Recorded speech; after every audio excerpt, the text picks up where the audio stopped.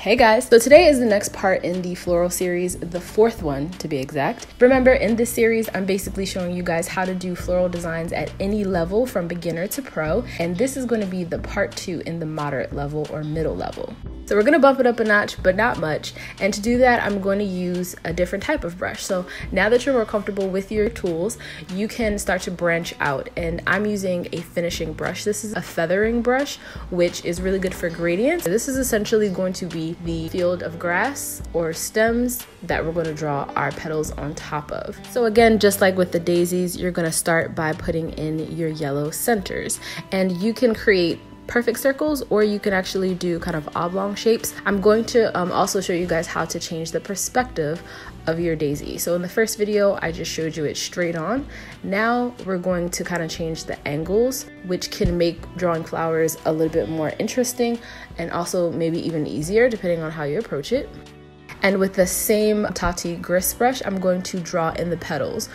And just a little tip, remember that you want your brush strokes to go from the outside in to the center, not the opposite direction, because as you can see, when I do that, I have, I just said doo-doo. When I do that, as you can see, the petal doesn't look natural, so make sure that you reverse it. And as I said, we're going to change the perspective. So to make the flowers look like they're in the background, of course, we're going to make them smaller. And so to do that, you can use your liner brush. And to create the petals, just draw a teardrop shape. And again, this is straight on, but I'm gonna do more of a side view. So you want to basically put all of your petals along the bottom of the yellow center.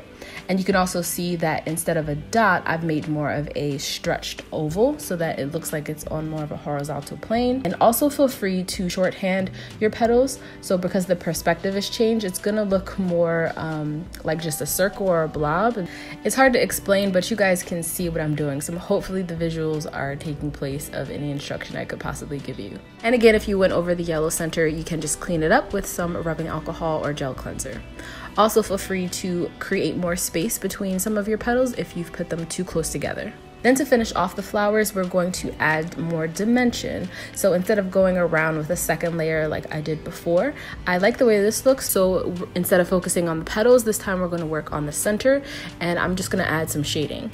To do that, I'm going to use a amber or a maple syrup color, and I'm taking this on the end of a flat gel brush, but you could also use an angled brush. You just need the tiniest amount, and then you want to just shade along the bottom and slightly around the sides so that you create a moon shape. And don't worry if you're not perfect at this. If you cover the entire yellow space, that's fine. You can just clean it up. So now the flower, even though we've put in minimal effort, looks more 3D and more realistic. Just as a final step, I decided to put in a few more blades of grass in the same green color that we used for the background. And that's it, guys. Just add your top coat and we're done. I hope this was helpful, and I will see you guys in the next video, which is actually not going to be a floral series. We are still going to go up to the pro level, but I'm going to break it up with probably some mixology or maybe even a DIY.